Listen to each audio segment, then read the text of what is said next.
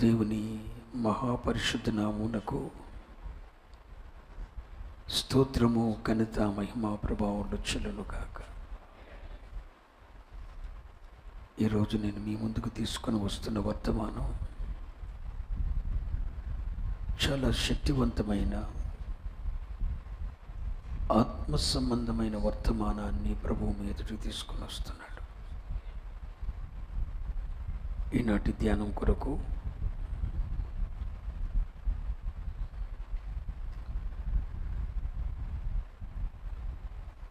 యోహాను సువార్త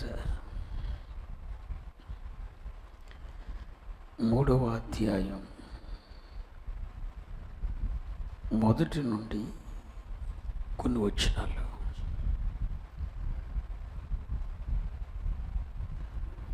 ఐదవ వచనం వరకు. ఒక వచనం నేను, ఒక వచనం మీరు, ఆఖరి వచనం అందరూ.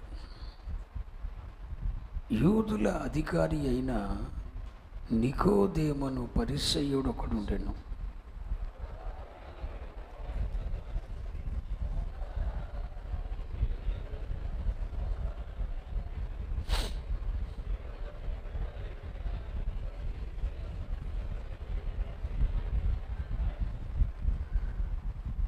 అందుకు యేసు అతనితో, ఒకడు క్రొత్తగా జన్మించితేనే కానీ అతడు దేవుని రాజ్యమును చూడలేడని మీతో నిశ్చయముగా చెప్పుచున్నాను నేను.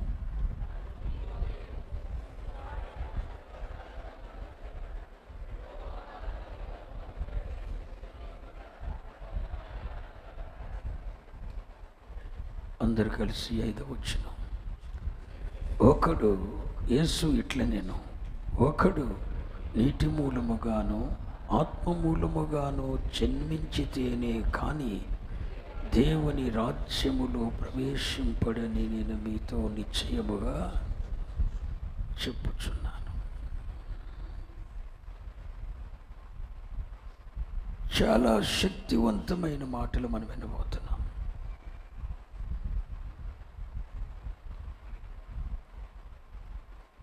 ఓ రోజు, ఓ రాత్రి వేళ ప్రభువైన యేసుక్రీస్తు వారి యొద్దకు, ప్రభువైన యేసుక్రీస్తు వారు శరీరధారి అయి భూమి మీద జీవించిన రోజుల్లో ఒక రోజున యూదుల అధికారి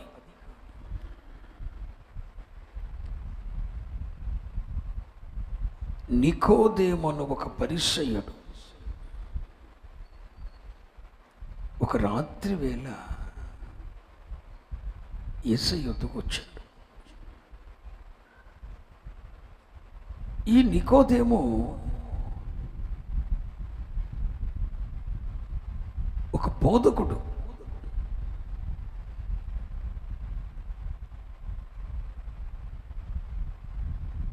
దేవుని వాక్యం క్షుణ్ణంగా ఎరిగినవాడు,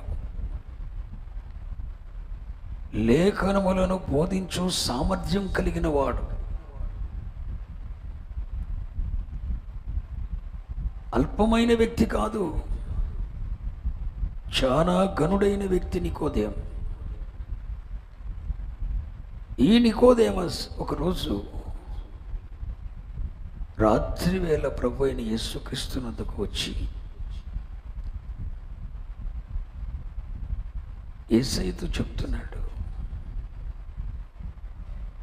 నీవు దేవుని యొద్ద నుండి వచ్చిన బోధకుడు అని నేను ఎరుగుదును. బా, ఏం స్టేట్మెంట్ అండి! ఈ మాట చెబుతున్నది ఎవరు? ఆయన కూడా ఒక బోధకుడే. నికోదేము కూడా ఒక బోధకుడే. కానీ నికోదేమస్ ఒప్పుకుంటున్నాడు, మేమందరము ఎవరో హస్తనిక్షేపణ చేస్తే ఎవరో మమ్ములను దేవుని సేవ కొరకు ప్రతిష్ఠిస్తే భూ సంబంధమైన వ్యక్తుల హస్తనిక్షేపణ ద్వారా, లేవి గోత్రం వల్ల లేదా మా కులం వల్ల, మా గోత్రం వలన మేం బోధకులైపోయాం. కానీ యేసయ్యా, నీవు దేవుని యుద్ధ నుండి వచ్చిన బోధకుడు అంటే యేసయ్యను రబ్బీ అని పిలుస్తున్నాడు. ఇతడు ఒక రబ్బీ అయ్యుండి, ఇతడు ఒక బోధకుడు అయ్యుండి యేసయ్యను బోధకుడిగా పిలుస్తున్నాడు. అంటే దీని అర్థం ఏంటి? యేసయ్య బోధించిన బోధలను గూర్చి ఇతడు ఎరిగి ఉన్నాడు, విన్నాడు.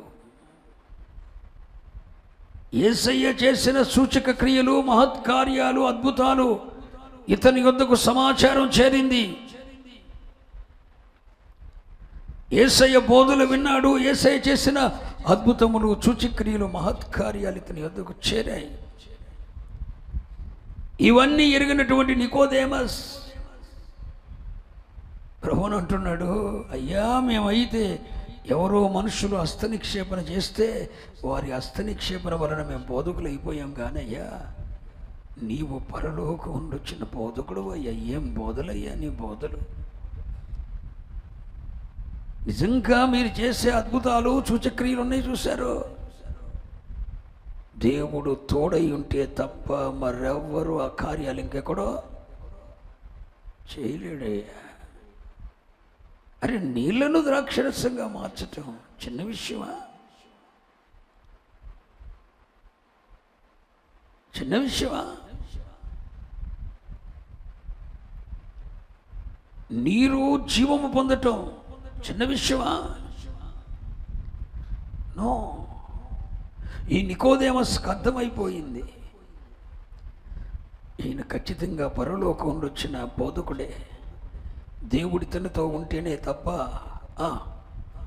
ఈ సూచక్రియలు, అద్భుతాలు లేకపోతే జరగవు అని అర్థమైపోయి యేసయ్య నుండి ఏదో ఏదో ఏదో ఇతడు ఒక బోధకుడు అయి ఉండి ఇంకా యేసయ్య దగ్గర నుండి ఏదో నేర్చుకోవాలని రాత్రి వేళకు వచ్చాడు.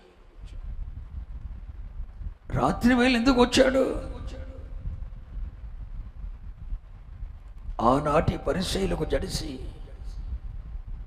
ఆనాటి పరిసయ్యులు, ఆనాటి శాస్త్రులు, ఆనాటి సద్దుకైలు, ఆనాటి బోధకులు, ధర్మశాస్త్ర ఉపదేశకులు యేసుక్రీస్తుని బోధకునిగా అంగీకరించలేదు. కానీ ఇతడు అంగీకరించాడు. ఆ పరిసయ్యులకు జడిసి ఇతడు రాత్రి వేళ వచ్చాడు. ఓ మంచి మాట చెప్పిన, రాత్రి వేళ యేసయ్య వద్దకు వచ్చినా కూడా యేసయ్య లాంటి మహోన్నతమైన వ్యక్తి ఎవరండి అసలు? ప్రపంచంలో యేసయ్య లాంటి మహోన్నతమైన వ్యక్తి ఎవరు? మనుషుని పోలికగా పుట్టి సర్వాధికారి అయిన దేవుడై ఉండి శరీరమును దాల్చుకొని మనుషుని పోలికలో పుట్టిన మానవ జాతిలో ప్రభువైన యేసుక్రీస్తునకు మించిన వారు ఎవరండి అసలు? అలాంటి మహోన్నతమైన వ్యక్తి అయి ఉండి కూడా రాత్రి వేళ కూడా అసలు యేసయ్యకు భోజనం చేసే తీరుబడే లేదు.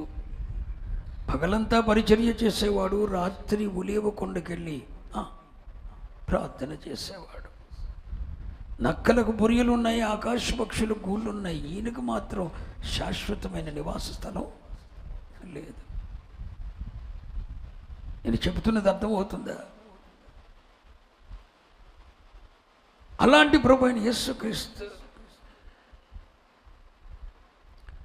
రాత్రి వేళ వచ్చినా కూడా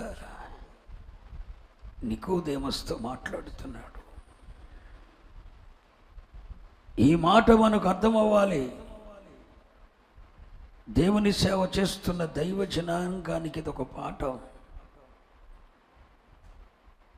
అర్ధరాత్రి వేళ ఎవరైనా నీ బోధ కోరి, నీ అవసరం కోరి నీ యొద్దకు వచ్చే ఒక అవకాశం ఉందా? వెసులుబాటు ఉందా?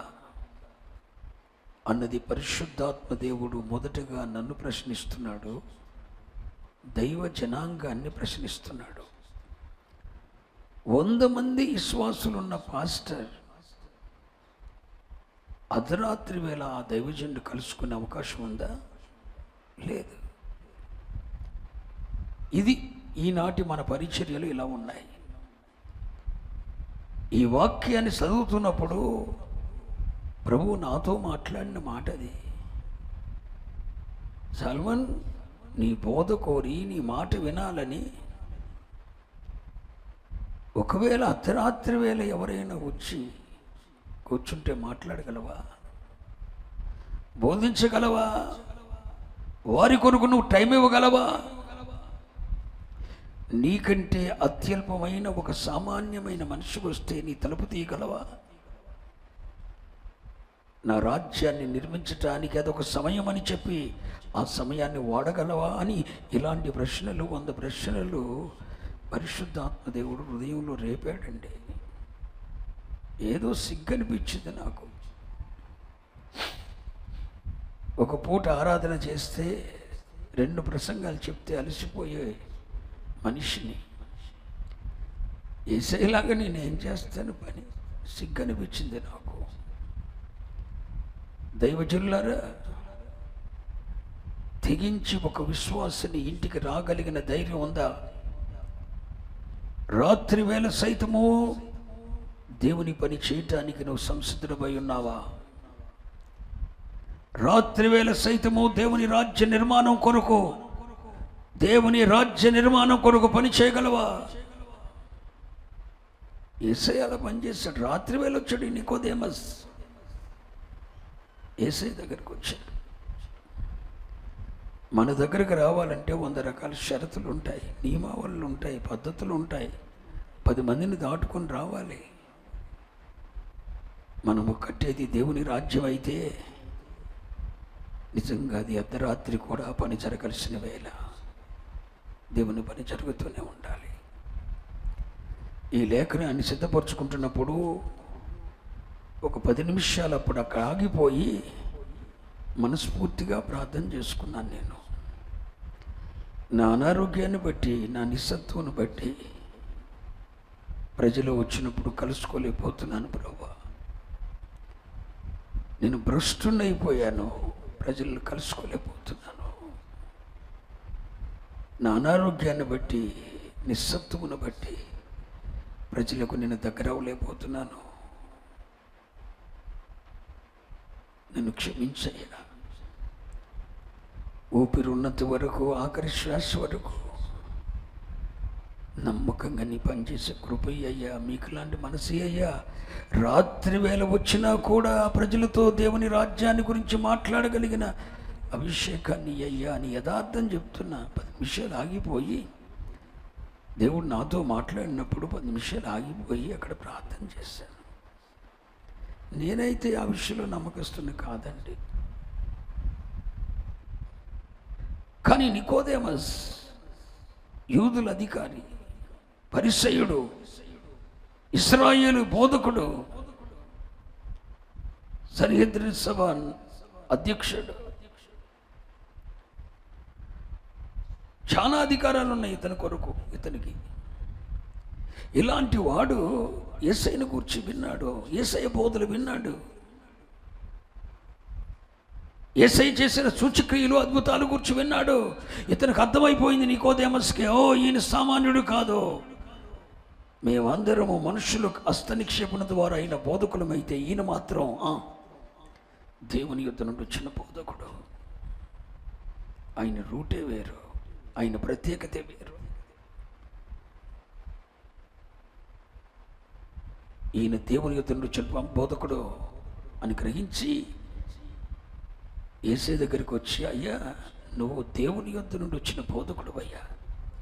నిజంగా మీరు చేసిన అద్భుతాలు కానీ, ఆశ్చర్యాలు కానీ, సూచక్రియలు కానీ దేవుడు తోడై ఉంటే తప్ప ఏ మనుషుడు ఎవడు చేయలేడయ్యా అలాంటి కార్యాలు మీరు చేస్తారు అని యేసయ్య నుండి ఏదో నేర్చుకోవాలని ఆశతో, ఆసక్తితో ఈ నికోదేమస్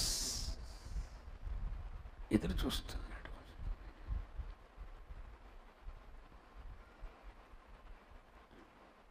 ఇదంతా ఎప్పుడు జరిగింది చెప్పండి? మీకు ఒక మంచి మాట చెప్తా వినండి. దేవుని యందు ఆసక్తి కలిగి ఒకడేమో రాత్రి వేళ యేసయ్య యొద్దకు వచ్చాడు. హలో, దేవుని విషయాల యందు ఆసక్తి కలిగి ఒకడేమో రాత్రి వేళ గొప్ప అధికారయుండి రాత్రి వేళ యేసయ్య యొద్దకు వచ్చాడు. ఒక దుఃఖకరమైన విషయం చెప్పునా, అదే రాత్రి వేళ యేసయ్యని విడిచిపెట్టి ఒకడు వెళ్ళిపోయాడు. ఇస్కరియోతు యోధ పస్కాను భుజించి రొట్టె తిని బల్లలో పాల్గొని యేసయ్యని విడిచిపెట్టి వెళ్ళిపోయాడు. చూడండి, ఆ మాట కూడా యోహాను సువార్త 13వ అధ్యాయం. యోహాను సువార్త 13వ అధ్యాయం 30వ వచనం. వాడు ఆ ముక్క పుచ్చుకొని వెంటనే బయటికి వెళ్ళెను. అప్పుడు రాత్రి వేళ. వాడు వెళ్ళిన తర్వాత యేసు ఇట్లనెను, వాడు ఆ ముక్క పుచ్చుకొని బయటికి వెళ్ళెను. యేసయ్యని విడిచిపెట్టి వెళ్ళిపోయాడు. అది కూడా ఎప్పుడు? యేసయ్యను వద్దనుకొని ఒకడు రాత్రి వేళ వెళ్ళిపోయాడు. యేసయ్య యొద్దను ఒక అపోస్తలుడు యేసయ్యని విడిచిపెట్టి వెళ్ళిపోతే ఒకడేమో యేసయ్యని ఎత్తుక్కుంటూ వచ్చాడు. మీరిద్దరి నుండి ఒక పాఠం నేర్పించాలని అనుకుంటున్నాను. రాత్రి వేళ దైవిక విషయాల యందు ఆసక్తి కలిగి యేసయ్య యొద్దకు వచ్చినటువంటి నికోదేమస్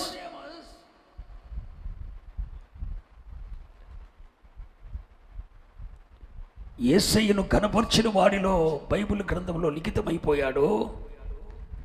రాత్రి వేళ యేసయ్యని విడిచిపెట్టి 30 వెండి రూకల కొరకు యేసయ్యని విడిచిపెట్టి ప్రధాన యాజకులకు ఎద్దుకెళ్ళి యేసయ్యని అమ్మేసినటువంటి ఇస్కరియోతు యోధ, అతని పేరు జీవ గ్రంథంలో నుండి తుడిచిపోయబడింది. దైవిక విషయాల యందు ఆసక్తి కలిగిన వాడు, వాడికి రాత్రి లేదు పగలు లేదండి. ఎప్పుడైనా దేవుని కొరకు పరుగులెత్తుతాడండి. రాత్రి లేదు పగలు లేదు, తెల్లవారు లేదు అర్ధరాత్రి లేదండి. దైవిక విషయాల యందు ఆసక్తి కలిగిన నికోదేమస్ రాత్రి వేళ యేసయ్య దగ్గరకు వచ్చాడు. అసలు నికోదేము అనే మాటకు అర్థం ఏంటంటే 2 అర్థాలు ఉన్నాయి. ఒకటి జయించువాడు, 2 సమర్థుడు. ఈ 2 క్వాలిటీస్ ఆయన దగ్గర ఉన్నాయి. సరే, ఈరోజు నేను నికోదేమస్ గురించి చెప్పాలి తలచలేదు కాబట్టి అతని ప్రస్తావన నేను తీసుకుంటాను ఎక్కువసేపు.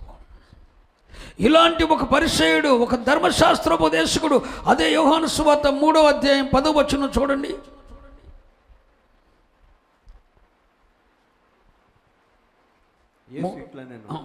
నీవు ఇశ్రాయేలుకు బోధకుడు అయి ఉండి. ఈయనెవరండి? నికోదేమస్ ఎవరు? ఇశ్రాయేలుకు బోధకుడు అయి ఉండి. బోధకుడు చాలు. ఇశ్రాయేలుకు బోధకుడు ఇతడు.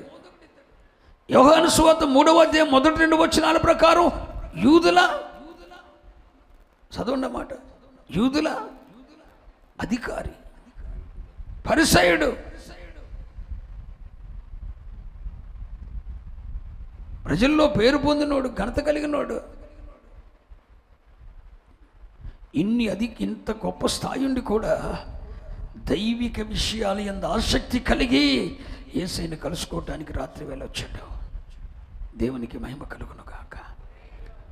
ఎందుకు అతడు వచ్చింది? ఎందుకంటే ఇతడు పరలోకము నుండి వచ్చిన, దేవుని యొద్ద నుండి వచ్చిన బోధకుడు అని చెప్పి దేవుడు ఇతనితోనే ఉన్నాడు అని అర్థమయ్యి ఆయన యొద్ద నుండి ఏదో నేర్చుకోవాలని వచ్చి యేసయ్యతో మాట్లాడుతున్నాడు. కానీ యేసయ్య అన్నాడు, నికోదేమస్, ఏదో నువ్వు ఒక బోధ వింటే కాదు ముఖ్యం, బోధ కోసం కాదయ్యా. అక్కడ జరిగిన సందర్భాన్ని వివరంగా మీతో చెప్తున్నా. అదంతా కలిపితే ఈయన వచ్చిందేమో యేసయ్య దగ్గర ఏదో మంచి బోధ నేర్చుకుందాం, ఆయన పరలోకంలో వచ్చిన బోధకుడు, ఆయన దగ్గర ఏదో నేర్చుకుందాం, ఇంకాస్త మన బోధకే దాన్ని ఉపయోగపడద్దు అన్నట్లుగా వచ్చాడు ఇతడు. కానీ యేసయ్య అతనికి ఒక నూతన బోధ చెప్పలేదు, కానీ నూతన జన్మను గూర్చిన ఆవశ్యకతను బోధించాడు.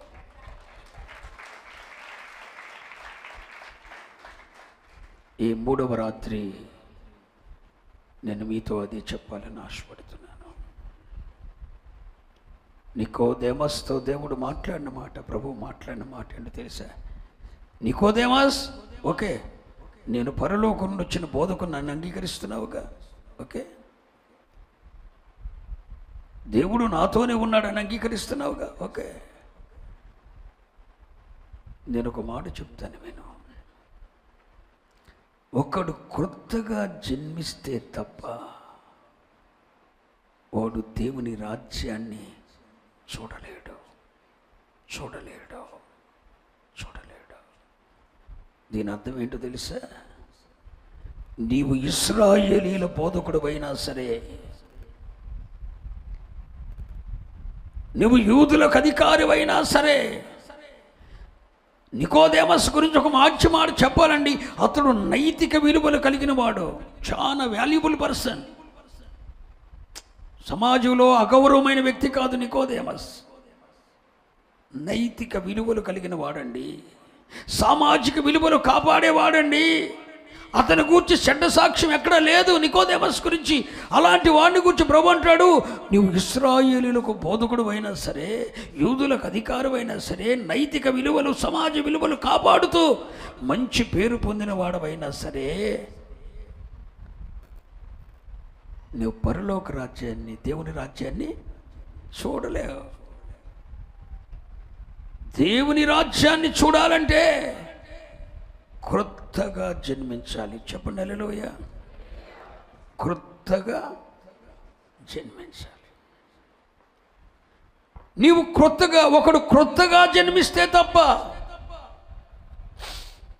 అతడు దేవుని రాజ్యాన్ని చూడలేడని చెప్పి క్రొత్త జన్మను గూర్చి, నూతన జన్మను గూర్చి యేసయ్య మాట్లాడుతున్నాడు.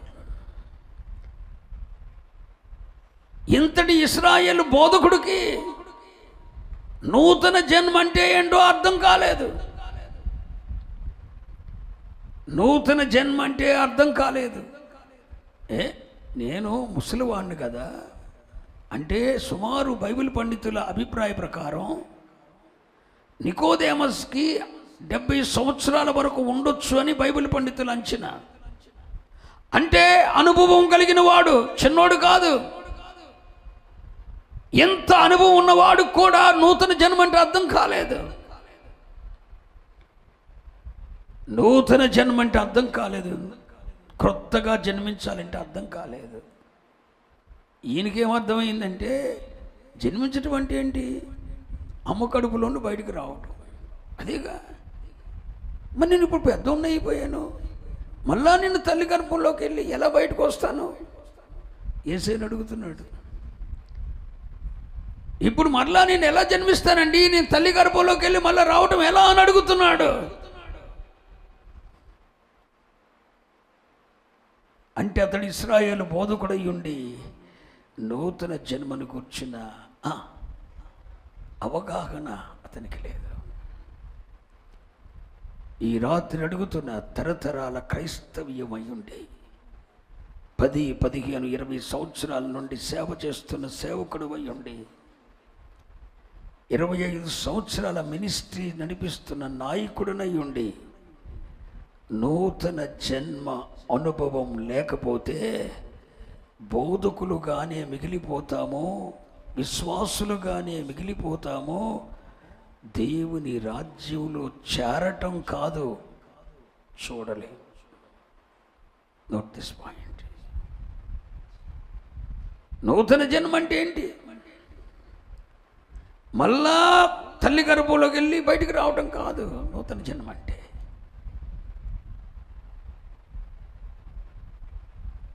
మీకు అర్థమయ్యే రీతిలో బోధించటానికి పరిశుద్ధాత్మ దేవుడు నాకు కృప ఇచ్చాడని నేను నమ్ముతున్నాను.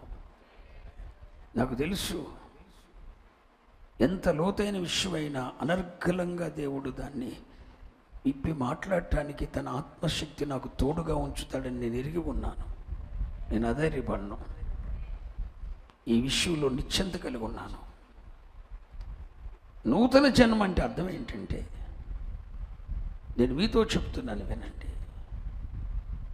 నూతన జన్మ అంటే నికోదేమస్కి అర్థమైంది ఏంటంటే, మళ్ళా తల్లి గర్భంలోకి వెళ్ళి మళ్ళీ ఎట్టొస్తాను. ఒకవేళ అనుకుందాం, నికోదేమస్ మళ్ళా చిన్నపిల్లోడు అయిపోయి తల్లి గర్భంలోకి వెళ్ళి మళ్ళా వచ్చాడు. నూతన జన్మ పొందినట్టేనా? ఇలా 10 సార్లు జరిగింది, పరలోకానికి వెళ్ళిపోతాడా? నో. అంటే దాని అంతరార్థం ఏంటి? కాలాన్ని బట్టి, కాలములో లెక్కించే జన్మను గూర్చి యేసయ్య మాట్లాడతలా. మరి దేని గురించి మాట్లాడుతున్నాడు? మీకు అర్థం అవ్వాలి పిల్లలారా. నూతన జన్మ యొక్క అవసరత క్రొత్త నిబంధనలో కాదు వచ్చింది, ఏదెనులో ఆదాము పతనము కాకమునుపే ఆదాముకు నూతన జన్మ అవసరం. ఆదాము పతనమైపోయాడు, పండు తిన్నాడు, పాడైపోయాడు గనక నూతన జన్మ అవసరమైందా? నో. ఆదాముకు దేవుడు ఒక జీవాన్ని ఇచ్చాడు, అది మానవ జీవం. అనండి, ఏ జీవం? నాలో ఏముంది? ఇప్పుడు నీలో ఏముంది? ఉందా? మానవ జీవం ఇచ్చాడు. ఈ మానవ జీవంతో మనిషి పరిపూర్ణుడు కాలేడు. ఈ మానవ జీవం అసంపూర్ణమైనది. యోహాను సువార్త 2వ అధ్యాయంలో మీతో చెప్పే కదా, భౌతిక సంబంధమైన, లోక సంబంధమైన, కుటుంబ సంబంధమైన, వనరుల సంబంధమైన సంతోషాలు తాత్కాలికము, అవి నిలిచేవి కాదు. ఆఖరికి యేసయ్య ఇచ్చే ఆనందమే, సంతోషమే, ద్రాక్షరసమే శాశ్వతమని చెప్పేగా. ఏదెనులో ఆదాముకిచ్చిన జీవము కూడా అది పరిపూర్ణమైనది కాదు. చాలా జాగ్రత్తగా వినండి. నేను వాక్యం ఎరగని వాడి వలె మాట్లాడతలేదు, స్పష్టంగా నేను అర్థం చేసుకొని మాట్లాడుతున్నాను. ప్రభువు చేత బోధింపబడిన వాడినై మాట్లాడుతున్నాను. థియాలజీలో నుండి నేను రాలేదు, ప్రభు పాదాల దగ్గర నేర్చుకున్న అనుభవాలు. ఆదాముకు దేవుడు ఒక జీవం ఇచ్చాడు, బ్రతికిపోయాడు. అక్కడితో ఆదాము పరిపూర్ణుడు కాలేడు.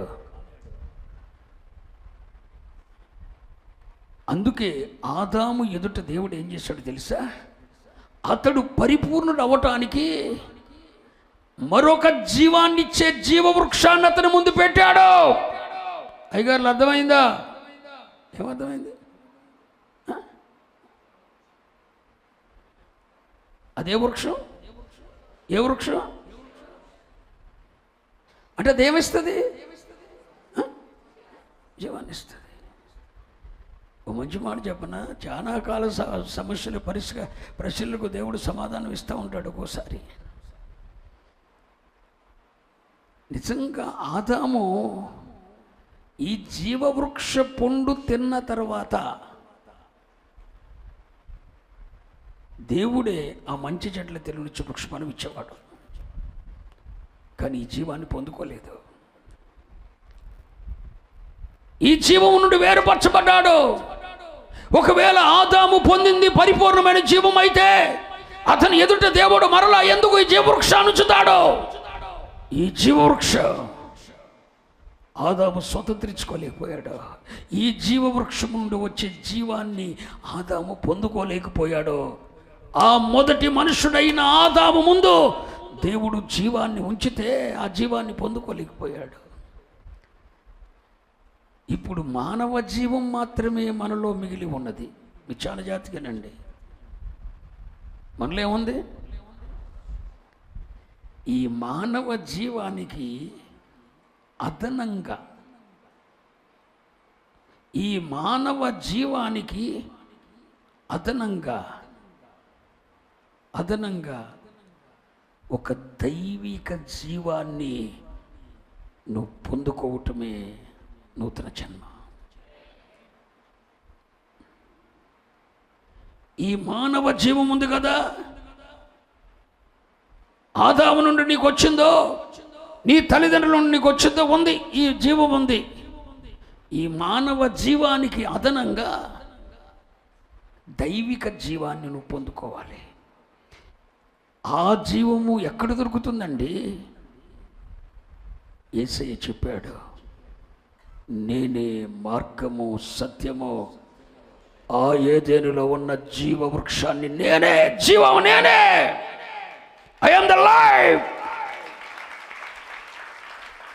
నేనే జీవం అని ప్రభు చెప్పారు. యోహాను 14:6లో యేసయ్య చెప్పారుగా, నేనే ఆ జీవాన్ని. ఆదాము పొందుకోలేని జీవం. అసలు ఇంకోటి ఏంటి తెలుసా? పేతురయ్య గారు, పౌలయ్య గారు పదే సార్లు సంఘంతో చెబుతుంటాడు, ఆ జీవము ప్రత్యక్షమై ఆ జీవమును గూర్చి మేము సాక్ష్యం ఇచ్చుచున్నాము అంటాడు పేతురయ్య. అంటే పేతురయ్య బోధలన్నిటిలో జీవాన్ని గూర్చి ప్రకటించాడు, జీవము ప్రత్యక్షమయ్యింది అని. పౌలయ్య అంటాడు, ఆ జీవమును గూర్చి మేము సాక్ష్యం ఇచ్చుచున్నాము అంటారు. ఇది మానవ జీవం అయితే, ఈ మానవ జీవానికి అదనంగా మనం పొందుకోవలసిన దైవిక జీవము పొందుకోవటమే నూతన జన్మ. ఈ దైవిక జీవం ఎక్కడ దొరుకుతుంది మనకు? ఈ దైవిక జీవం అంటే ఒక్క మాటలో చెప్పాలంటే దేవునిని పొందుకోవటం. హల్లెలూయా. నూతన జన్మ అంటే అర్థం ఏంటంటే దైవిక జీవాన్ని పొందుకోవటం. ఆ దైవిక జీవం అంటే అర్థం ఏంటి? దేవునినే పొందుకోవటం. అదిగో జీవం ప్రత్యక్షమైంది 2000 సంవత్సరాల క్రితం. ఏదేనులో ఖడ్గజ్వాలలు వేయబడి కంచెగా వేయబడిన జీవం ఏ మానవుడు అక్కడికి చేరుకోలేకపోయాడు. ఆదాము పోగొట్టుకున్న జీవవృక్షం దగ్గరికి ఏ మానవుడు వెళ్ళలేకపోయాడు. కానీ దేవుడే తన కుమారుడు, అద్వితీయ కుమారుడైన తన కుమారుడిని జీవవృక్షముగా, జీవమనిచ్చే వ్యక్తిగా, జీవముగా ఈ లోకానికి పంపించారు. ఆయన ఈ లోకానికి వచ్చినప్పుడు సాక్ష్యం ఇచ్చారు, నేనే మార్గము సత్యము అని ప్రభు చెప్పారే. చెప్పిన తర్వాత మరొక మాట కూడా అన్నాడు.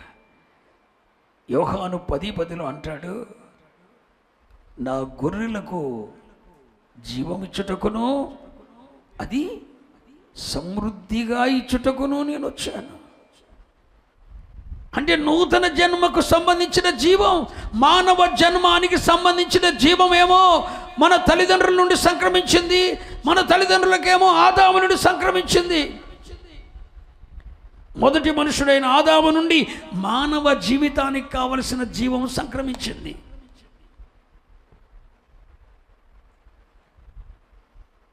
ఆ దేవుని జీవాన్ని ఆదాము పొందుకోలేకపోయాడు. అంటే నేను చెప్పే మాట ఏంటంటే, ఆదాము పతనం కాకపోయినా సరే అతనికి ఏం కావాలి? జీవం కావాలి. అక్కడి నుండి ఆ జీవాన్ని పొందుకోలేకపోయాడు మనిషి. ఆ జీవం పొందుకోకుండా సైతాను ఖడ్గజ్వాలను పెట్టేటట్టు చేసింది, ఆ జీవానికి దూరం చేసింది. ఒకవేళ ఆదాము ఆ జీవాన్ని పొంది ఉంటే యేసుక్రీస్తు శరీరధారికి లోకానికి రావాల్సిన అగత్యత ఉండేది కాదు. మానవ జీవానికి అదనంగా మరొక జీవాన్ని పొందుకోవటమే నూతన జన్మ. స్తోత్రం చెప్పండి. ఆ మరొక జీవం ఏంటంటే దైవిక జీవం. దైవిక జీవం అంటే దేవుని జీవం. దేవుని జీవం అంటే దేవునినే మనము పొందుకోవటం. Praise the lord. దేవునినే మనం పొందుకోవటం నూతన జన్మ. ఆయన జీవాన్ని పొందుకోవటం మనం నూతన జన్మ. యేసయ్య చెప్పారుగా, నేనే జీవం అని. యోహాను 10:10 ఏమన్నాడు? మరొకసారి మాట చదవండి. పెట్టినా నా వాక్యం.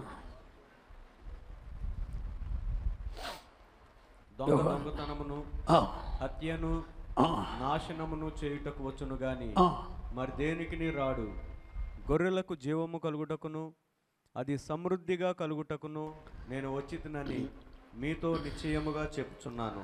దేవునికి స్తోత్రం చెప్పండి. హల్లెలూయా. గొర్రెలకు జీవము కలుగుటకును, అది సమృద్ధి, నా గొర్రెలకు జీవము కలుగుటకును అది సమృద్ధిగా కలుగుటకు నేను వచ్చాను.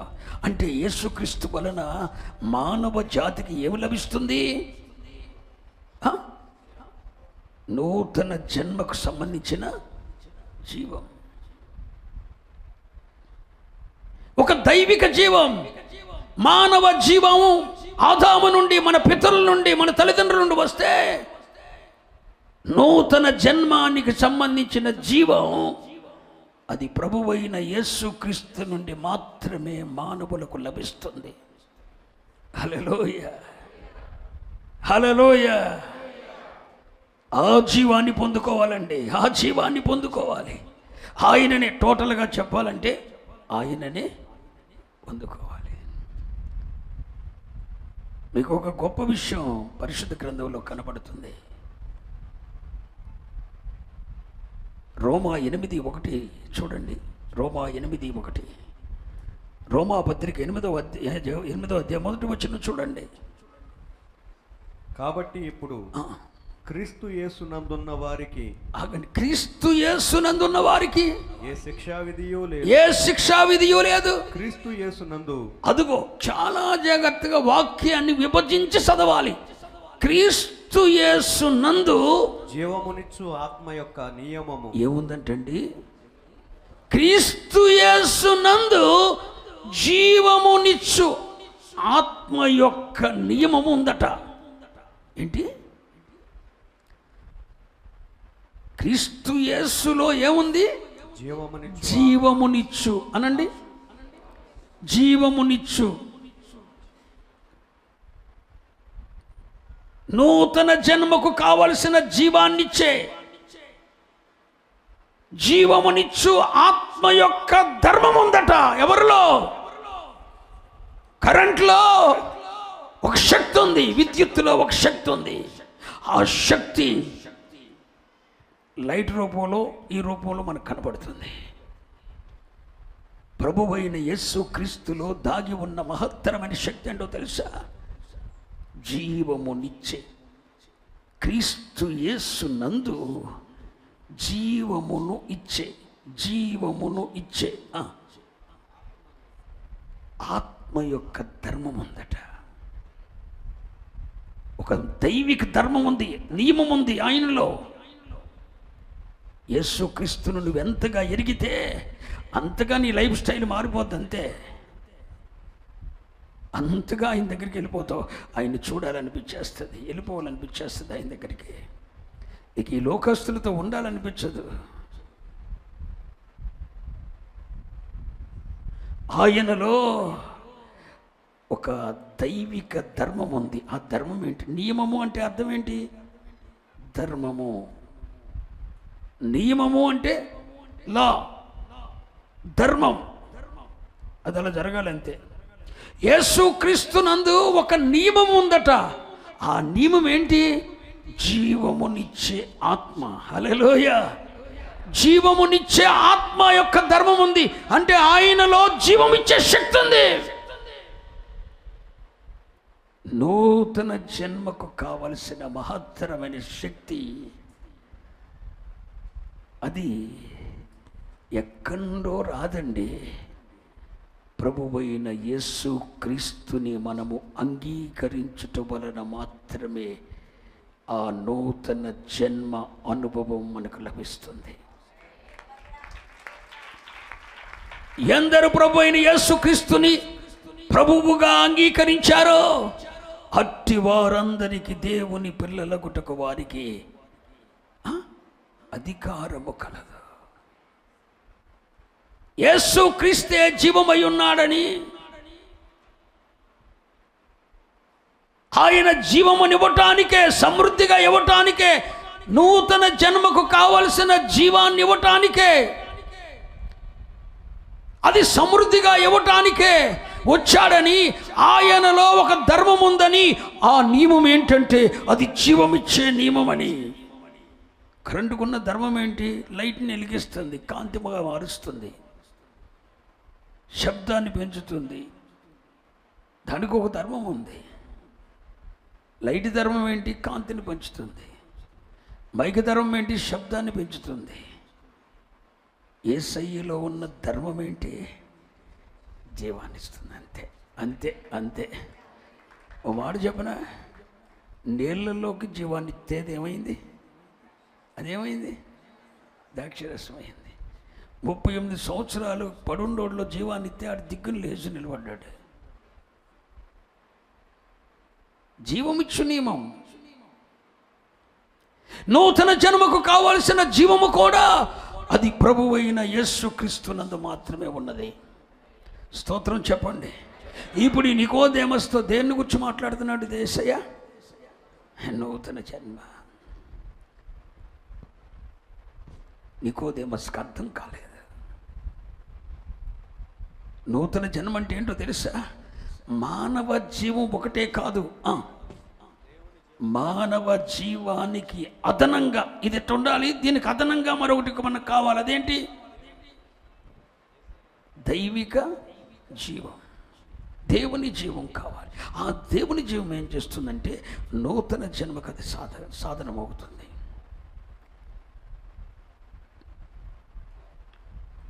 నూతన జన్మకు అది సాధనమవుతుంది. నూతన జన్మ అంటే ఏంటంటే ఇంకొకసారి పుట్టడం కాదు. కాలములలో లెక్కించే జన్మ కాదు యేసయ్య మాట్లాడింది. స్వభావములో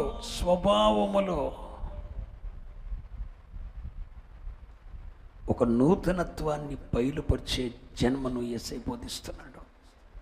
మీకు అర్థం అవ్వలేదా? కాలమును లెక్కించే జన్మను గురించి యేసయ్య మాట్లాడలేదండి. మరి దేని గురించి మాట్లాడుతున్నాడు? స్వభావములో మరొక నూతన జన్మ.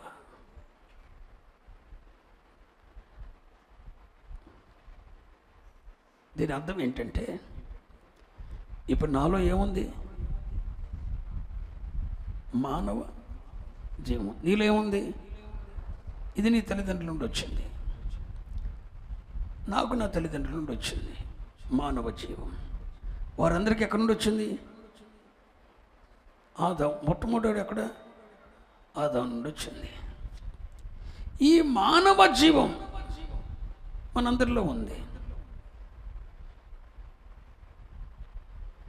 ఈ మానవ జీవం ఆదాము నుండి మన పితరులకు, మన పితరుల నుండి మన తల్లిదండ్రులకు, వారి నుండి మనకు వచ్చింది. మీరు గమనించండి, మనలో ఏముంది? మానవ జీవం. అది మన తల్లిదండ్రుల నుండి వచ్చింది. ఈ తల్లిదండ్రుల నుండి వచ్చిన ఈ మానవ జీవంలో మన తల్లిదండ్రుల స్వభావమో, మన పితరుల స్వభావమో, మన తాత ముత్తాతల స్వభావమో, మన అమ్మ స్వభావమో, మన నాన్న స్వభావమో, మన మేనత్త స్వభావమో, లేకపోతే అంతకుముందు ఉన్న నానమ్మ స్వభావమో, ముత్తాత స్వభావమో, ఎవరిదో ఒకటిది కనీసం మనలో ఉంటుంది. ఒరే ఈడచ్చు ఆడేరా అనరా, ఈడు బుద్ధి, ఈడు స్వభావం అచ్చం ఆడు బాబే అనరా? చెప్పండి. అంటే మానవ జీవం మనకి మనుషుల నుండి వచ్చింది. ఈ మానవ జీవం మన పితరుల నుండి, ఆదాము నుండి మన పితరులకు, మన పితరుల నుండి మన తల్లిదండ్రులకు వచ్చింది.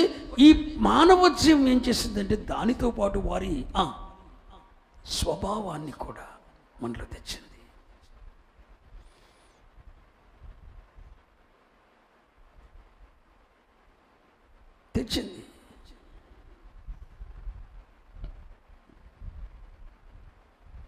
ఈ మానవ స్వభావం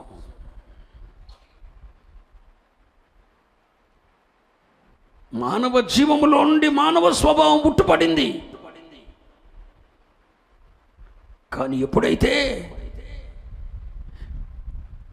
ప్రభువైన యేసుక్రీస్తును, జీవమై ఉన్న ప్రభువైన యేసుక్రీస్తుని, సమృద్ధిగా జీవాన్ని ఇవ్వటానికి వచ్చిన ప్రభువైన యేసుక్రీస్తుని, ఆయనలో ఉన్న జీవమిచ్చు నియమం ఉందని నువ్వు విశ్వసించి అంగీకరించి ఆయన ప్రభువుగా స్వీకరిస్తావో, ఆయనలో ఉన్న జీవము నువ్వు పొందుకుంటావు. ఆ జీవం ఏం చేస్తుందో తెలుసునా? దైవ స్వభావాన్ని మానవ జీవములో ఉన్న మానవ స్వభావాన్ని అంతమొందింపచేసి దైవ స్వభావాన్ని నీలో నాలో తేగలిన మహత్తరమైన జీవమే ప్రభువైన యేసుక్రీస్తులో ఉన్న జీవం. నేను చెబుతుంది అర్థమైంది కదా? మన పితరుల నుండి మనకొచ్చిన జీవం మన పితరుల స్వభావాన్ని ఇచ్చింది. సుపునతనం, అసూయ, ద్వేషం, మత్సరం, దేవతలైపోతామంటే దేవుని మాట ధిక్కరించి ఏదైనా చేసే దౌర్భాగ్యం, ఇవన్నీ మన పితరుల నుండి వచ్చినాయి. ఒక్కొక్కడికి 2-3 పిల్లలు, ఇవన్నీ ఎక్కడే మన పితరుల స్వభావాలు. అమ్మ స్వభావం, బాబు స్వభావం, ఎవడో పనికిమాలినోడు ఎవడు ఉంటాడు ఇంట్లో, వాడి స్వభావం, వాడి జీవం నుండి మనలోకి వచ్చింది. అంటే మానవ జీవం మానవ స్వభావాన్ని, మన పితరుల స్వభావాన్ని, మన తల్లిదండ్రుల స్వభావాన్ని, ఆఖరికి ఆ మొదటోడైన ఆదాము స్వభావాన్ని కూడా మనలోకి తెచ్చింది. కానీ ఇప్పుడు మన ప్రభు అయిన యేసుక్రీస్తు 2000 సంవత్సరాల క్రితం నూతన జన్మకు కావలసిన స్వభావాన్ని ఇవ్వటానికి జీవముగా ప్రత్యక్షమయ్యాడు. ఆ జీవము ఆయనే. ఆయనలో జీవమిచ్చు నియమం ఉంది. ఆయనే జీవమిచ్చు శక్తి గలవాడని, ఆయనే జీవమని, ఆ జీవాన్ని సమృద్ధిగా ఇవ్వటానికి వచ్చాడని నువ్వు అంగీకరించి విశ్వసిస్తే మానవ జీవం నుండి వచ్చిన మానవ స్వభావం నీలో గ్రాడ్యువల్గా అంతమైపోతుంది. ఒక దైవిక స్వభావం నీలో నూతనంగా పుడుతుంది. ఇదే నూతన జన్మ. ఇకెందుకు మించి మీకు అర్థమయ్యేటట్టు ఇంకెవడు చెప్పడం. ఎప్పుడైతే నీవు నూతన జన్మ పొందుతావో, యేసుక్రీస్తులో ఉన్న జీవాన్ని నువ్వు పొందుకుంటావో, నీ స్వభావం మార్చబడుతుంది. చాలా జాగ్రత్తగా నువ్వు బాప్తిసం తీసుకున్నావు, నీ స్వభావం మార్చబల్లా. నువ్వు ప్రభువులు తీసుకుంటున్నావు, నీ స్వభావం మార్చబల్లా. రక్షింపబడినావు, నీ స్వభావం మార్చబల్లా. అసూయ, ద్వేషం, ప్రేమ లేని తత్వం, క్షమించలేని మనస్తత్వం, నువ్వు రక్షింపబడక మునుపు నీ స్వభావం ఏంటో యాజ్ ఇట్ ఈజ్గా ఇప్పుడు కూడా నీ స్వభావం అలాగే ఉంది.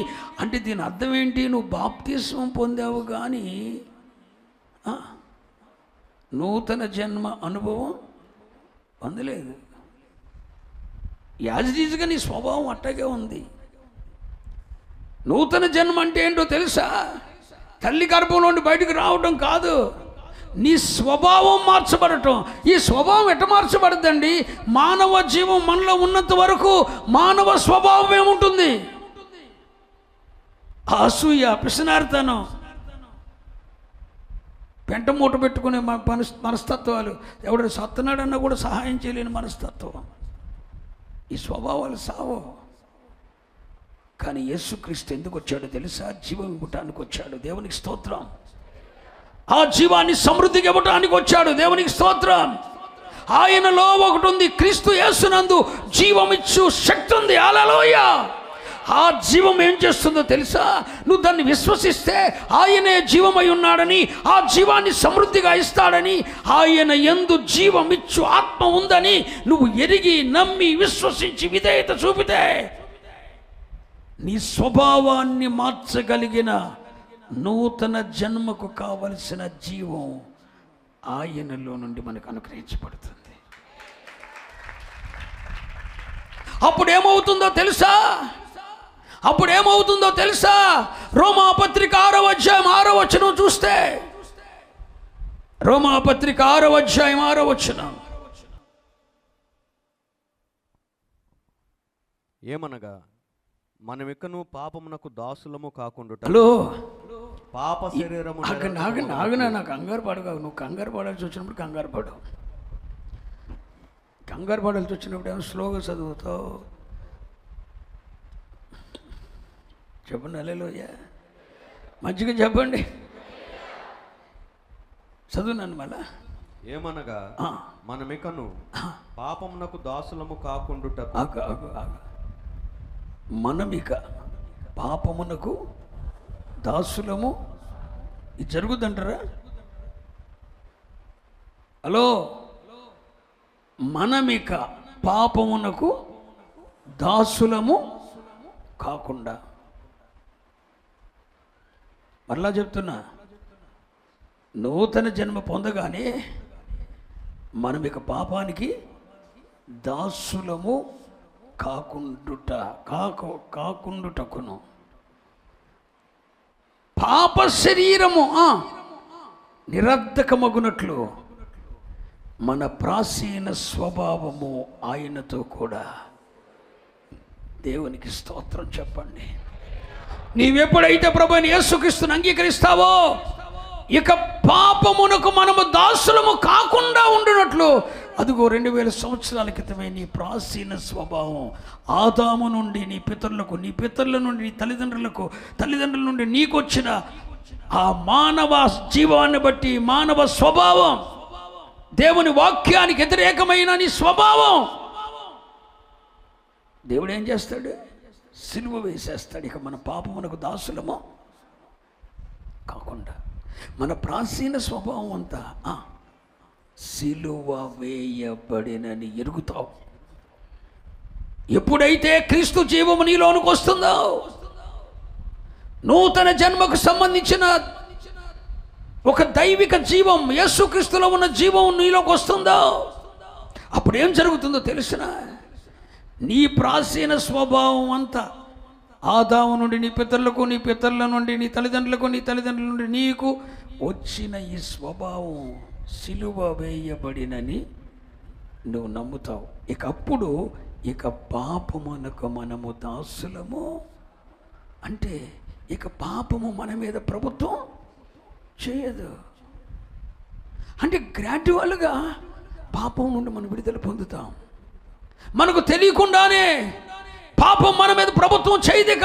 మనం ఇక అప్పటి వరకు భయంకరమైన పాపంలో ఉన్నా సరే, నూతన జన్మ అనుభవం పొందగానే పాపమునకు దాసులము కాకుండా పాప శరీరం నిరర్ధకమైపోద్ది. దీంట్లో వచ్చే ఇచ్చలు ఆగిపోతాయి, కోరికలు ఆగిపోతాయి. ఇది వరకు వ్యభిచారిని చూసి పాపము మానలేని నీ మనస్తత్వం ఇప్పుడు ఉండదు. అది ఇదివరకు వ్యభిచారిని చూసి పాపము మానలేని కన్నులను, అస్థిరమైన మనస్సు, అది నీ స్వభావం ఇదివరకు.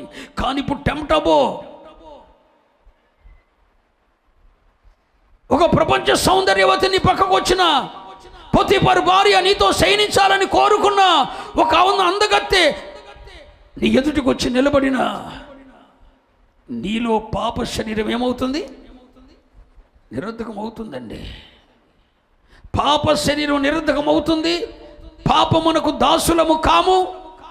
అసలు మన ప్రాచీన స్వభావం సిలువ వేయబడింది, మనలో ఉండదు. గ్రాడ్యువల్గా ఆ స్వభావం మురుగైపోద్దండి. ఈ దైవిక మార్పు నీలో వచ్చిందా? అసలు నీ స్వభావం మారిందా? బాప్తిసం మాత్రమేనా? బల్ల మాత్రమేనా? ఎవరైనా నిన్ను అన్నారు ఒక మాట, తారాసులాగా లేసే నీ స్వభావం మారిందా? సహించలేని మనస్తత్వం మారిందా? క్షమించలేని మనస్తత్వం నీది. మరి ఇది ఎంత? ఈ స్వభావం, నీ స్వభావం మారలేదుగా. అంటే స్వభావం మారలేదంటే అర్థం ఏంటి? నూతన జన్మ అనుభవం రాలేదు. నూతన జన్మ అనుభవం రాలేదంటే అర్థం ఏంటి? క్రీస్తు జీవం ఇంకా నీలో ప్రత్యక్షము కాలేదు. క్రీస్తు జీవం ప్రత్యక్షమైన రోజున మనం ఇక పాపములకు దాసులము కాము. పాప శరీరం నిరర్ధకమైపోతుంది. ఇచ్చలు కోరికలు దాంట్లో ఉండవేక. తెలియకుండానే పాప శరీరం నిరర్ధకమైపోతుంది. పాపమునకు దాసులం కాము. మన ప్రాచీన స్వభావం అంతా సిలువేయబడుతుంది. ఒక నూతన స్వభావం యేసుక్రీస్తు జీవము ద్వారా మనకు అనుగ్రహించబడుతుంది. అసలు నిత్య జీవం అంటే ఏంటి? దేవునిని ఆయన పంపిన తన అద్వితీయ కుమారుడైన యేసుక్రీస్తును ఎరుగుటయే ఎటర్నల్ లైఫ్. నువ్వు ఆయన్ని ఎరగకపోతే అసలు నీలో జీవమే ఉండదు. ఎప్పుడైతే యేసుక్రీస్తు నీకు పరిపూర్ణంగా అర్థమైపోతాడో, ఎప్పుడైతే ప్రభు అయిన యేసుక్రీస్తు నీకు పరిపూర్ణంగా అర్థమైపోతాడో, ఎప్పుడైతే ప్రభు అయిన యేసుక్రీస్తును గూర్చిన పరిపూర్ణ అవగాహన నీలోకి వస్తుందో, పాప శరీరం నిరర్ధకం అయిపోతుంది. పాపమునకు దాసులము కాము. మన ప్రాచీన స్వభావం సిలువ వేయబడుతుంది. ఇక ఇది వరకు స్వభావం ఉండదు. తేలిగ్గా సింపుల్గా తీసుకుంటావు. ఊకనే కంగారు పడి నీవు సింపుల్గా తీసుకొచ్చుకుంటావు ప్రతి చిన్న విషయాన్ని కూడా. ఓకు టెంప్ట్ అయిపోయే నీవు టెంప్ట్ అవ్వు, కూల్గా ఉంటావు. కంగారు పడిపోయే నీవు కంగారు పడవేగా, నిదానంగా ఆలోచిస్తావు. అసలు ఇది వరకు వ్యత్యాసానికి నీలో ఒక దైవిక మార్పు తెస్తుందండి. ఇది నీలో రాకపోతే నూతన జన్మ అనుభవం పొందినట్టు కాదు. నూతన జన్మ పొందిన వాడు ఎవడు కూడా పరలోక రాజ్యంలో చేరటం కాదు, చూడలేడు. ఈ స్వభావం మారిందమ్మా.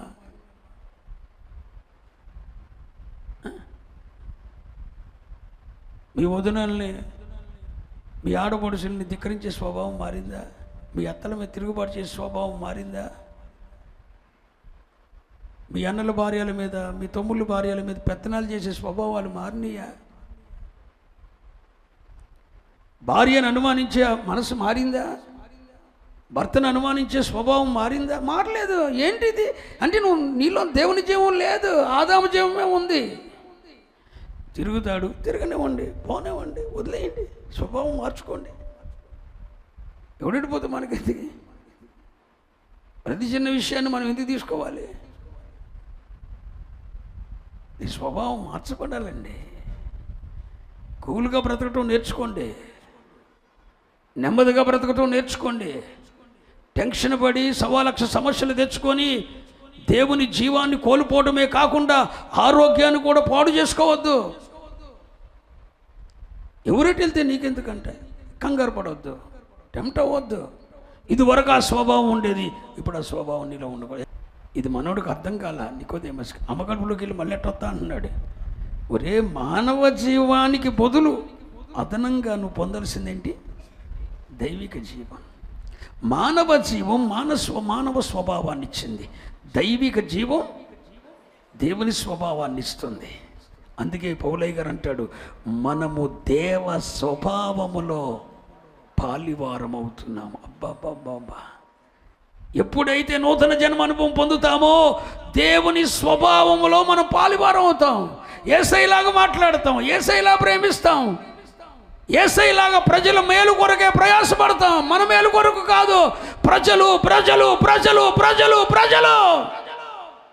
ప్రజల దీవెన కొరకే పాకులాడిపోతాం. యేసయ్యలాగా, యేసయ్యలాంటి మనసు వచ్చేస్తుంది అంతే. అలా బ్రతకటం నేర్చుకుంటారు. ఏ రోజు కూడా అర్ధరాత్రి పూట మీటింగ్కి వెళ్ళినా, బొంబాయి వెళ్ళినా సరే తిరిగి వచ్చేయాలి. నా స్వభావం అది. ఎక్కడ ఒక రాత్రి ఉన్నాం, రాత్రి నిద్ర చేయను. మీటింగ్కి వెళ్తే మీటింగ్ అవ్వటం ఆలస్యం అంతే. ఒకసారి బొంబాయి వెళ్ళాం, మధ్యాహ్నాన్ని కూటం అయిపోయింది. అప్పటికప్పుడే ప్లేన్ టికెట్ తీసుకొని బయలుదేరి వచ్చేసాం. అది నా స్వభావం. ఎక్కడ ఒక రాత్రి ఆలు చేయను, ఆ స్వభావం. అమ్మగారిని విడిచిపెట్టి ఒక రోజు కూడా ఉండేవాడిని కాదు. అది నా స్వభావం. కానీ ఇప్పుడు ఎన్ని రాత్రులైనా ఎన్ని దినాలైనా ఎక్కడైనా అలా సన్నిధిలో గడిపేస్తూ ఉంటాను. తెలియకుండా మన స్వభావం మార్చబడాలండి. ప్రతి చిన్న విషయానికి టెంప్ట్ అయిపోయేవాడిని, చాలా టెంప్ట్ అయిపోయేవాడిని, కంగారు పడిపోయేవాడిని, నోరు జారేసేవాడిని.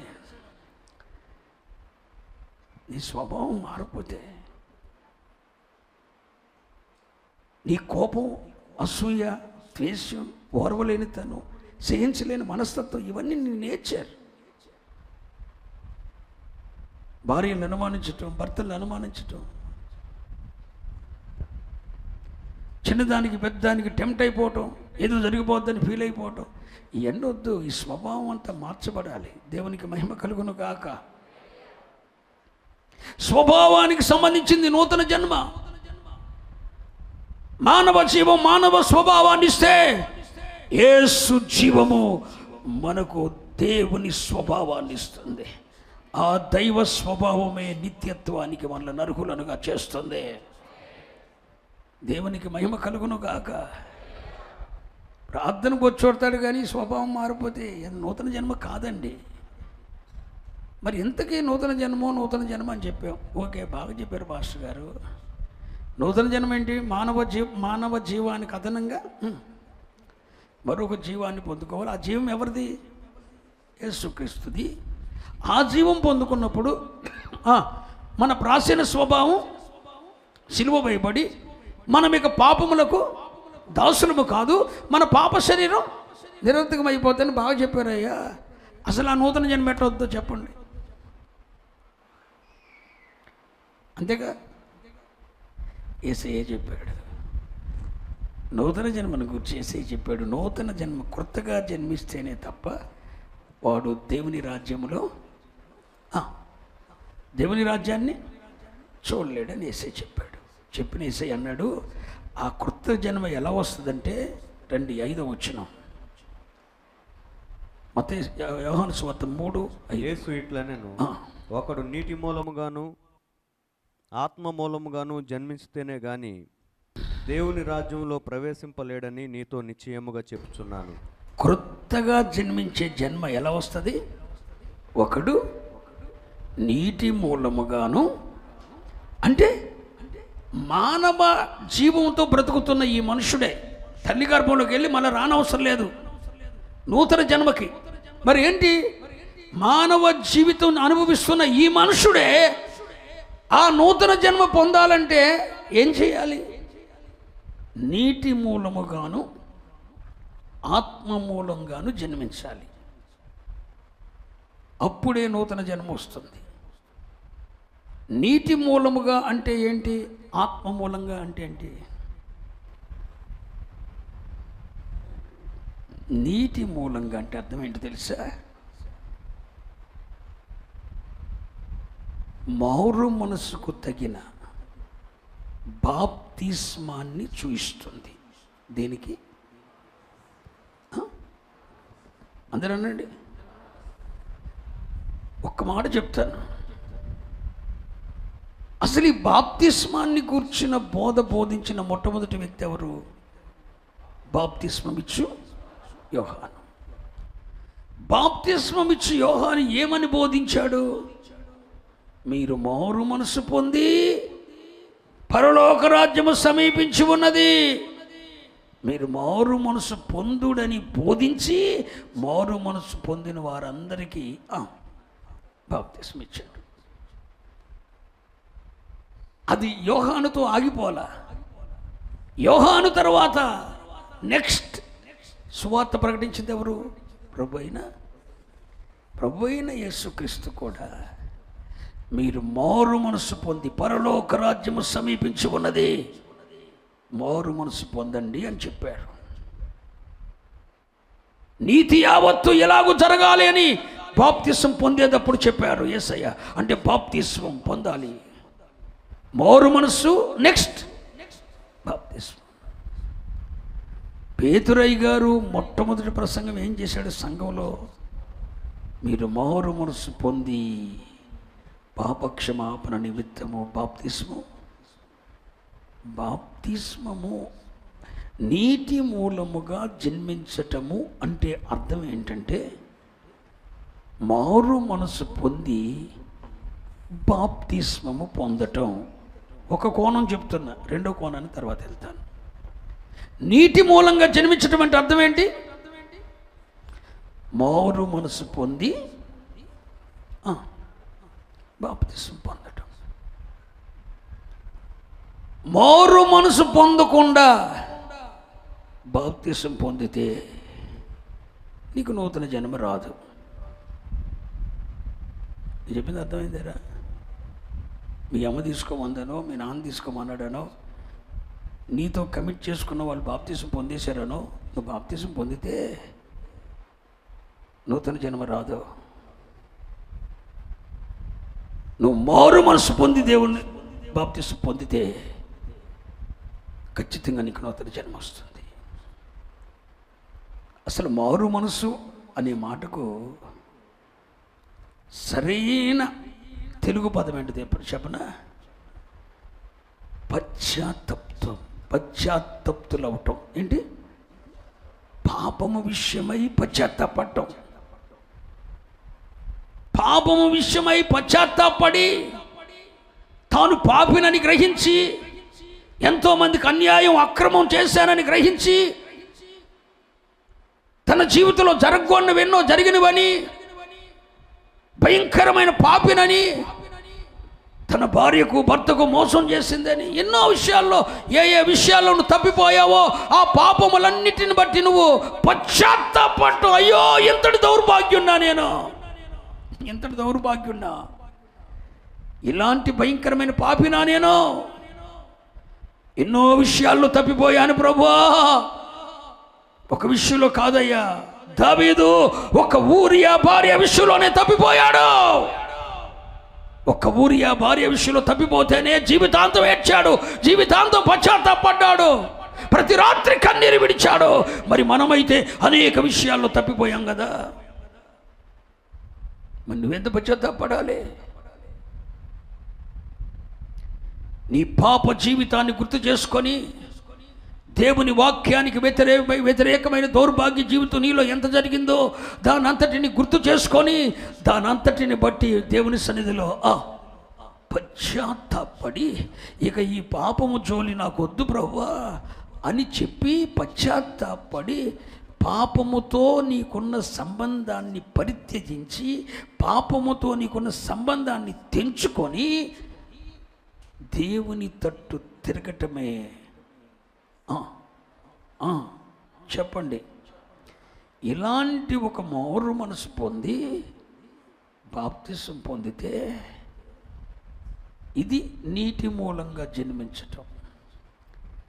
అసలు పాపముల గూర్చి పశ్చాత్తాపడకుండా, తమ పాపస్థితిని గూర్చి ఒప్పుకోకుండా, పశ్చాత్తాపడకుండా బాప్తిసం పొందితే నీకు నూతన జన్మ ఎలా వస్తుంది? యోహాను బోధం తిదేగా, సర్ప సంతానమా, చెరుపు చేయి పిల్లలారా, రాబో ఉగ్రత నుండి మిమ్మల్ని ఎవరు తప్పిస్తాయి, మీకు నాశనమే అన్నాడు. అప్పుడే కదా వారు మారు మనసు పొందారు.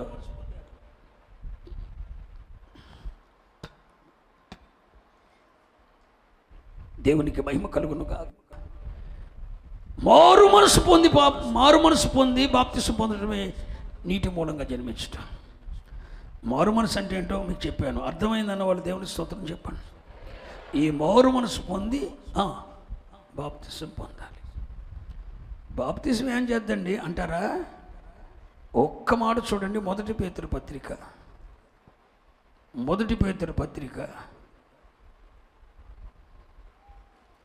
3వ అధ్యాయం 4వ వచనం.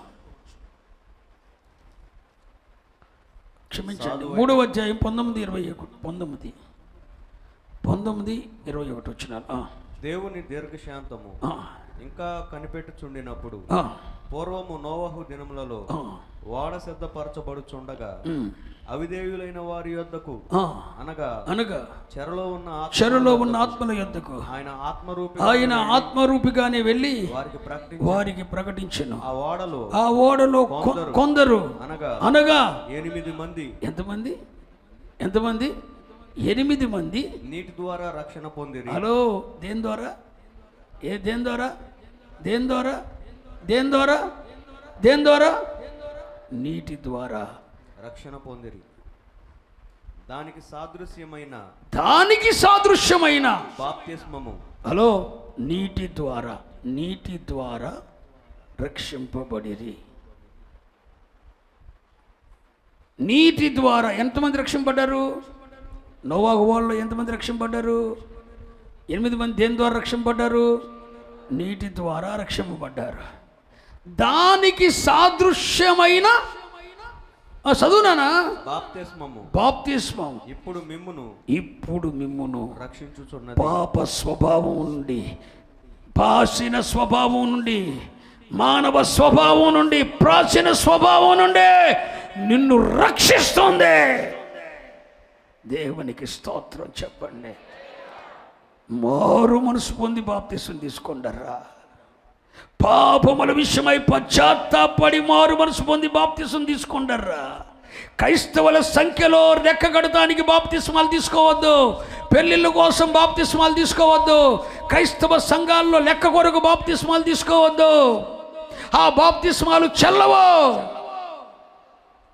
అందుకనే పెళ్ళిళ్ళకి ఎవరికి బాప్తిసం ఇయ్యను. ఎందుకంటే ఆడు పెళ్లికి మీరు ఇచ్చారని చెప్తాడు. ఇంకో చోటకి వెళ్ళాడు.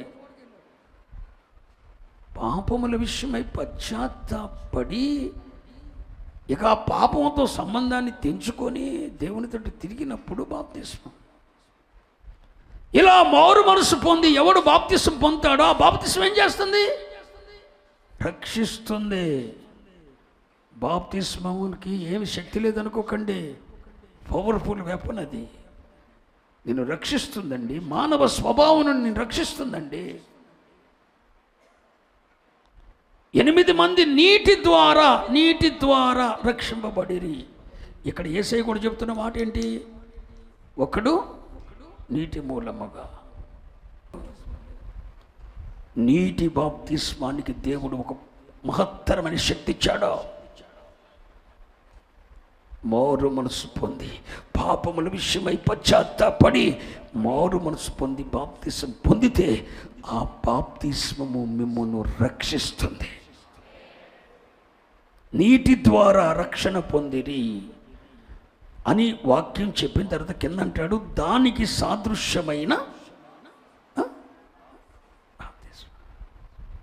నీటి మూలముగా జన్మించటం అంటే అర్థం ఏంటంటే మారు మనసు నిమిత్తమైన బాప్తిస్మము పొందుట.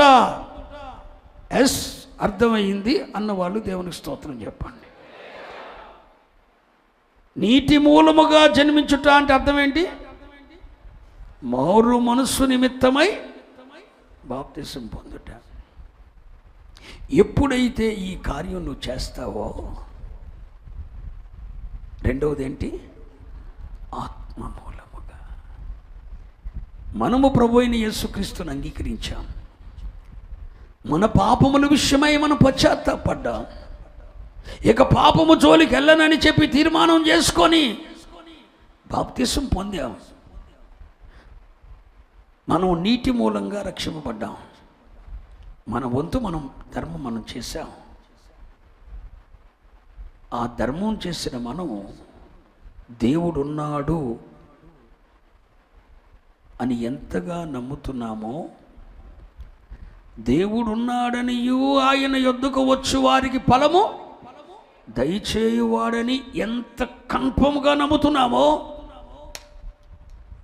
ప్రభువైన యేసుక్రీస్తు రక్తము నా పాపము నుండి నన్ను పవిత్రపరిచింది అని ఎంత నిశ్చంతతో నమ్ముతున్నామో, అదే నిశ్చంతతో పాపము విషయమై పశ్చాత్తాపడి మారు మనసు పొందిన నీవు అదే విశ్వాసముతో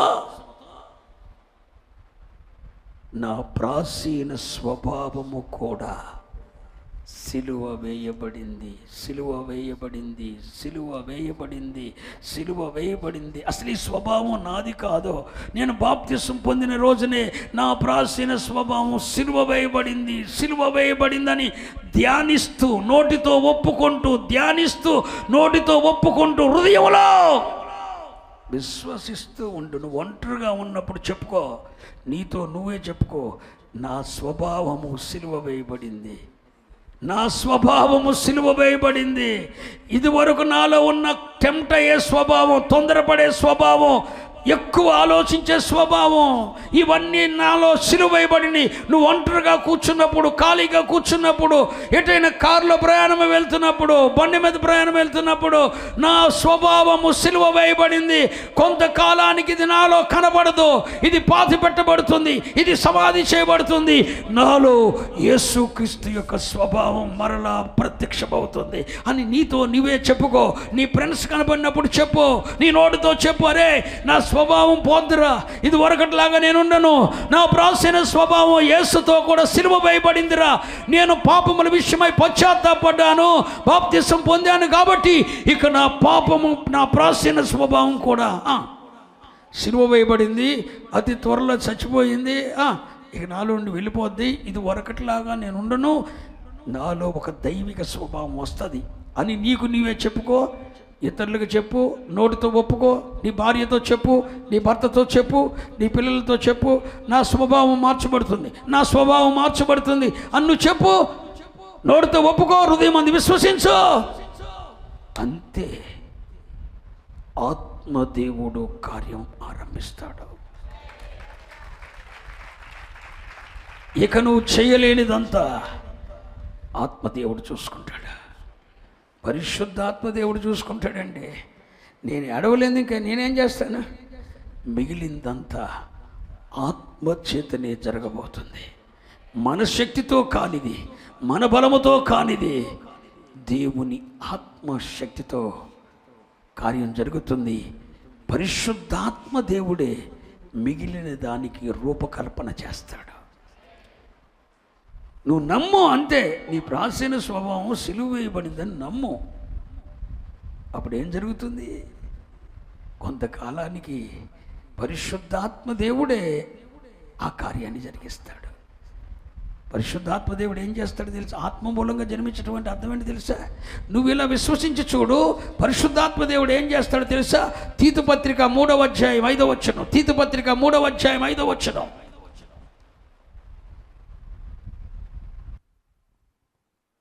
పత్రిక 3వ అధ్యాయం 5వ వచనం. మనము నీతిని అనుసరించి చేసిన క్రియల మూలముగా కాక తన కనికరము చొప్పునే. హలో, మీరేదో పడతో చేశారని, పెద్ద భక్తి చేశారని కాక, తన కనికరము చొప్పునే, తన కనికరము చొప్పునే పునర్జన్మ సంబంధమైన స్నానము ద్వారా. అంటే ఏంటి? ఎంత చెప్పాక, బాప్తిస్మము ద్వారా, బాప్తిస్మ పునర్జన్మ సంబంధమైన స్నానం అంటే ఏంటి? బాప్తిస్మం ద్వారా పరిశుద్ధాత్మ మనకు నూతన స్వభావము కలుగ చేయుట ద్వారా మనలను రక్షించాను. హల్లెలూయా. ఇక నూతన స్వభావం ఎవరిస్తారు? ఎవరేంటండి? పరిశుద్ధాత్ముడే టోటల్గా మార్చేస్తాడండి. ఒక దైవిక మార్పు వచ్చేస్తుందండి. ఈ 50 దినాలు ఉపవాస కోడికలలో ఈ నూతన జన్మ అనుభవం నీలో తొణికించలాడాలని కోరుకుంటున్నా. నీ స్వభావం పూర్తిగా మారిపోవాలని కోరుకుంటున్నా. అది ఈ రోజే, ఈ క్షణమే ఆరంభమవ్వాలి. అవసరమైతే ఈ దినమే నీ స్వభావం మార్చబడి పరిశుద్ధాత్మ దేవుడు పునర్జన్మ సంబంధమైన స్నానము ద్వారా నీకు నూతన స్వభావాన్ని పంపాలి. ఈరోజే, ఈ క్షణమే జరగాలి. దేవుని ఆత్మకార్యానికి ఎంత సమయం కావాలి? కానీ నువ్వు నమ్మాలి. నా ప్రాచీన స్వభావం దేవుడున్నాడు అని ఎంత కన్ఫర్మేషన్గా నమ్ముతావో, బాప్తిస్మము పొందిన నాలో నా ప్రాచీన స్వభావం కూడా సిలువ వేయబడిందని నమ్మాలి. నేను అట్టగా చెప్పుకుంటా ఖాళీగా ఉన్నప్పుడు, ఈ స్వభావం నాది కాదుగా, ఈ స్వభావం మారిందిగా, దేవునికి మహిమ కలుగును గాక. మారిపోద్దండి మన స్వభావాలు. ఈ నూతన స్వభావం ఎవరిస్తారు? పరిశుద్ధాత్మ. మళ్ళా వచ్చిన చదవండి, అందరూ చదవండి. తీతు 3:5. Ready, 1, 2, 3 start.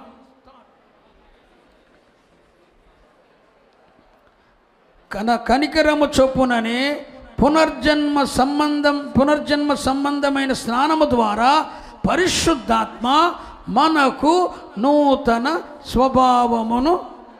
ఒక మాట చెప్తాను, అబ్రహాం పొందిన ఆశీర్వాదం పొందుతావన్న వాగ్దానాలు మన బోర్డుల మీద ఉంటాయి, కానీ ఇది ఎవడని పెట్టుకుంటాడా?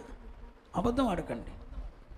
యోసేపు ఫలించడు కొమ్మ అన్న వాగ్దానం కనపడదు, కానీ మన ఇంట్లో పునర్జన్మ సంబంధమైన స్థానము ద్వారా పరిశుద్ధాత్ముడు నాకు నూతన స్వభావాన్ని ఇచ్చాడని ఎవరైనా పెట్టుకుంటారా?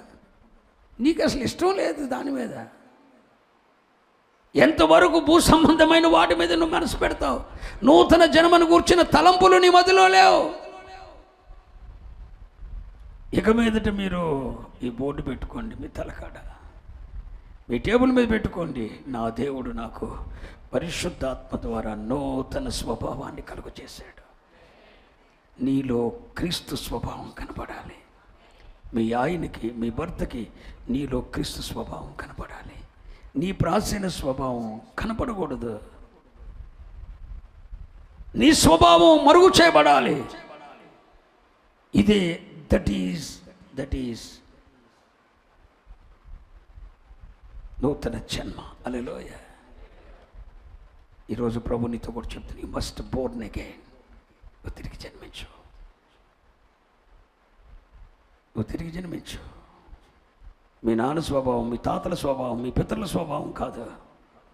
పూర్తిగా మీ స్వభావం మరుగైపోయి దేవ స్వభావం మీలో నుండి లోకానికి ప్రత్యక్షం అవ్వాలి. అది నూతన జన్మ. యేసయ్య ఎందుకు ఆయనతో చెప్పిన మాట ఏంటంటే, నూతన జన్మ, ఈ కొత్తగా జన్మించకపోతే వాడు దేవుని రాజ్యంలో, దేవుని రాజ్యాన్ని అంటే మన స్వభావం మార్చబడకపోతే మనం దేవుని రాజ్యంలో, దేవుని రాజ్యాన్ని చూడలేం. అసలు దేవుని రాజ్యం అంటే ఏంటి? నేను కొన్ని లక్షల సార్లు పలుకుతున్నా మాట. దేవుని రాజ్యం అంటే జీవము గల దేవుని సంఘం. ఆ దేవుని రాజ్యంలో ఏముంటాయి?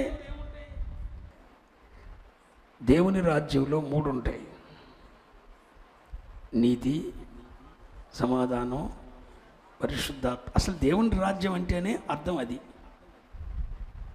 ఈ 3 నువ్వు చూడవంటున్నాడు. దేవుని రాజ్యం అంటే పరలోకం దాకా వెళ్ళిపోవద్దు అక్క, అసలు అక్కడ దాకా నువ్వు వెళ్ళవు. ఎందుకు పొద్దున మహిమ రాకల్లో ఎత్తపడతావు అన్న గ్యారెంటీ ఉందన్న వాళ్ళు చేయొద్దండి. యథార్థంగా నేను రాకల్లో ఎత్తపడతానన్న ధీమా ఉండాలి, చేయొద్దండి. ఎవరైనా మీలో ఒకరైనా అయ్యగారులైనా ఎత్తపడతావు. ఏసై ఈ రాత్రి వస్తే, ఈ క్షణం వస్తే ఎత్తపడతానన్న ధీమా ఉండాలి, చేయొద్దండి. అరే మరి మీ నిరీక్షణ లేనప్పుడు బోధవుడికి పనికి వస్తుందంట. అక్కడ దాకా వెళ్తారో లేదో గ్యారంటీ లేదు. కనీసం దేవుని రాజ్యం అంటే భూమి మీద ఉన్న సంఘమే. ఆ సంఘంలో ఉండేది 3. దేవుని రాజ్యం అంటే అర్థం ఏంటి? నికోదేమస్, నువ్వు తిరిగి జన్మించకపోతే, అంటే తిరిగి జన్మించటము అంటే నూతన జన్మ పొందటం అంటే అర్థం ఏంటి? నీ స్వభావం మార్పు చెందటం. నీ ప్రాచీన స్వభావం సిలువ వేయబడి మానవ జీవంతో వచ్చిన మానవ స్వభావం మరుగైపోయి యేసుక్రీస్తు జీవాన్ని పొందుకున్న నీవు దేవ స్వభావంలో పాలివాడవై నీ దేన్ని? దేవుని రాజ్యం అంటే ఏంటి మీరు చెప్పాలి. నీతి, సమాధానం. కనీసం వీటిలో ప్రవేశించకపోయినా, ఈ నీతిని చూడాలన్నా, దైవ నీతిని చూడాలన్నా, దైవ సమాధానాన్ని చూడాలన్నా, దేవుడిచ్చే పరిశుద్ధాత్మ యందల ఆనందాన్ని కనీసం చూడాలన్నా నీకేం కావాలి? నూతన జన్మ. నీతి చూడాలన్నా, కనీసం దేవుని నీతి ఏంటో నువ్వు చూడాలంటే నీకు నూతన జన్మ కావాలి. అదే యేసయ్య చెప్పాడు, నువ్వు క్రొత్తగా జన్మిస్తే తప్ప, లేకపోతే దేవుని రాజ్యాన్ని నువ్వు, దేవుని నీతి ఏంటో నువ్వు చూడలేవు, నీకు తెలియదు, నువ్వు గుడ్డోడివి.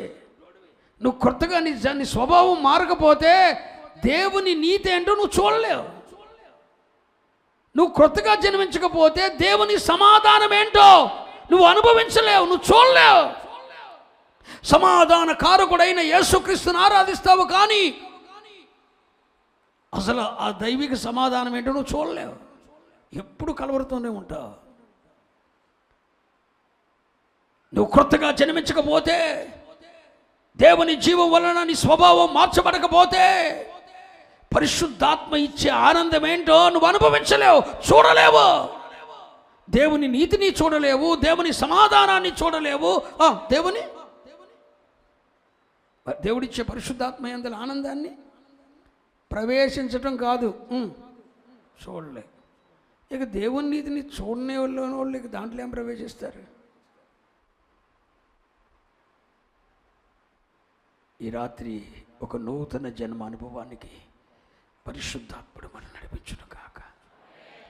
ఎవరైనా ఏ దైవ సేవకుడైనా వచ్చి అడుగుతాడు, వాట్ ఈస్ ద నూతన జన్మ అంటే ఏంటి అని అడుగుతాడు. వెంటనే మీరు చెప్పాలి, నా స్వభావము రూపాంతరపరచబడటం. హల్లెలూయా. నా స్వభావము రూపాంతరపరచబడింది. మానవ స్వభావం మరుగున పడి, మానవ స్వభావం పాతిపెట్టబడి, మానవ స్వభావం సిలువ వేయబడి, దేవ స్వభావము నాలో ప్రత్యక్షమయ్యింది. ఈ అనుభవానికి నేను రాగలిగాను. ఇది నూతన జన్మ అనుభవం. ఇప్పుడు నేను అడుగుతున్నా, ఈ నూతన జన్మం పొందిన వారు మీలో ఎంతమంది ఉన్నారు? బాప్తిసం పొందిన వాళ్ళు ఎంతమంది ఉన్నారంటే బోలో అని చేస్తారు. మరి నూతన జన్మ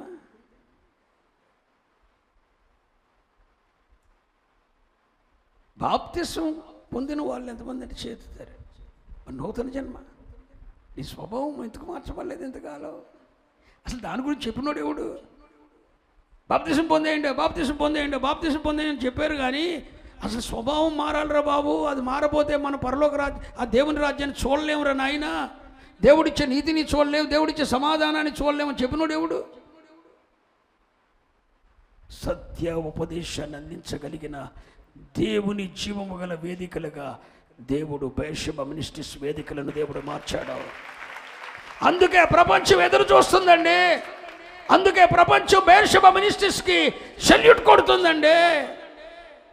సత్యం దొరికేది ఎక్కడైనా ఉందంటే బెర్షెబా వేదికలన్న సంగతి అర్థమైపోయింది జనానికి. మిమ్మల్ని మభ్యపెట్టడం లేదు, మన స్వభావం మార్చబడాలమ్మా. ఈ రాత్రి మనస్ఫూర్తిగా అడగండి, నా స్వభావాన్ని మార్పు చేయండి. లేచి నిలబడండి, ప్రార్థన.